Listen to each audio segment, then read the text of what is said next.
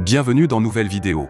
Aujourd'hui je vais vous parler du film Army of Thieves de 2021. Le film commence par une présentation de Ludwig, qui s'apprête à raconter l'histoire la plus incroyable. Il était une fois Hans Wagner, tout allait bien pour lui, mais lorsque sa famille est décédée, il a créé 4 coffres-forts, convaincu que seuls les élus pourraient percer les secrets cachés derrière ces serrures. Peu de temps après, Hans a décidé de créer un 5e coffre-fort dans lequel il est entré, avant de s'enfermer de l'intérieur. Bien sûr, des collègues ont essayé de forcer le coffre-fort, mais il était impeccable, si bien qu'ils ont fini par le jeter au fond de l'océan. Mais aujourd'hui, l'emplacement exact de ces coffres reste un grand mystère. Ludwig publie cette histoire sur YouTube, mais elle n'attire aucune vue. Quoi qu'il en soit, il doit se préparer pour le travail au accent grave. Une collègue excentrique commence immédiatement à l'irriter. À la télévision, on annonce que Las Vegas a été envahi par des zombies. Une certaine jeune femme observe tout cela, et après la pause déjeuner un miracle se produit, la première vue apparaît accompagnée d'une adresse cachée dans les commentaires, indiquant où il doit se rendre. Il s'y précipite sans attendre. Là-bas un homme l'accueille et le conduit en bas, où se déroule un véritable spectacle pour le casseur de coffre le plus rapide, et seuls 4 participants passeront au niveau suivant. 3 concurrents sont déjà éliminés, et bien sûr Ludwig devient le 4e qualifié. Au 2e niveau, ils sont confrontés à des coffres plus difficiles. Un homme réussit en premier, ce qui pousse Ludwig à redoubler d'efforts, le qualifiant ainsi pour le 3e tour. Pour la finale, ils ont 3 minutes. Ludwig donne même un peu d'avance aux autres quarts. D'un simple toucher, il peut comprendre le mécanisme de la serrure. Et à seulement 30 secondes de la fin, il ouvre le coffre avec facilité. C'est à ce moment-là qu'il aperçoit Gwendoline pour la première fois. Le lendemain, Gwendoline vient à lui, ce qui l'effraie un peu. Elle lui révèle qu'elle l'observe depuis longtemps déjà. Et bien qu'elle ne soit restée dans ce café que 7 minutes, elle a eu le temps de voler tous les clients. Après tout, elle est une voleuse légendaire à la recherche d'un nouvel associé. Seul Ludwig peut l'aider avec Hans Wagner et ses coffres-forts légendaires. Et puisque le monde sera probablement détruit par les zombies, c'est leur dernière chance de vivre une vie hors du commun. Après les nouvelles sur les zombies, Ludwig commence à en voir partout. Mais ce n'était qu'un cauchemar. Le lendemain, il retrouve Gwendoline. Leur équipe comprend aussi Karina, responsable de la planification, et bien sûr l'indispensable chauffeur, Rolf. Il ne manque plus que le dernier membre, Brad Cage, qui accueille Ludwig dans leur équipe. Un peu plus tard, l'équipe commence à étudier toutes les informations disponibles. Quelques jours plus tard, ils arrivent sur le lieu de leur premier casse. Ludwig est le premier à entrer, se dirigeant directement vers les toilettes, suivi de Gwendoline qui vole les clés sans difficulté. Dans la banque, elle se rend à un coffre qu'elle a réservé à l'avance.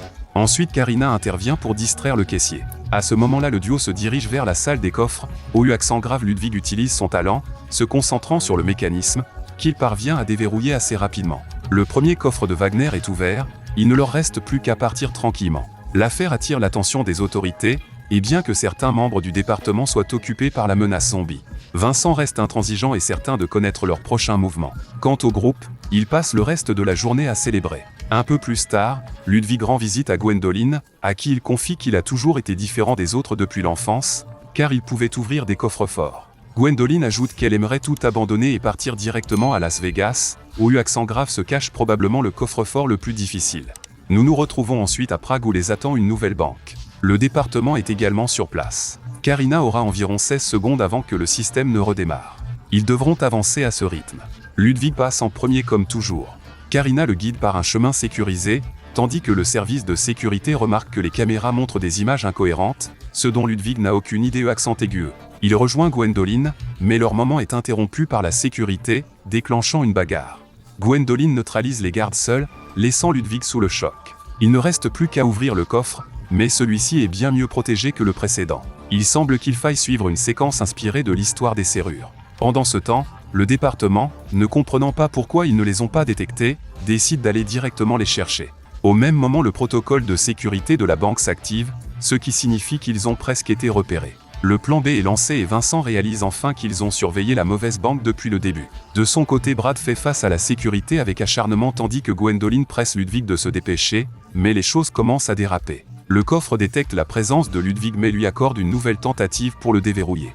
Après une série de manipulations précises, un autre coffre cède, marquant une pause gênante. Mais il n'y a pas de temps à perdre, ils doivent quitter la banque immédiatement. À la sortie, Brad est attendu par un garde et dans sa tentative de fuite, il se fait blesser. Le duo réussit tant bien que mal à rejoindre la voiture, mais Brad décide de trahir Ludwig en le jetant hors du véhicule. Ludwig, contraint de s'échapper seul, finit par saisir un vélo, grâce auquel il échappe à la poursuite et parvient à sauter dans un train en marche.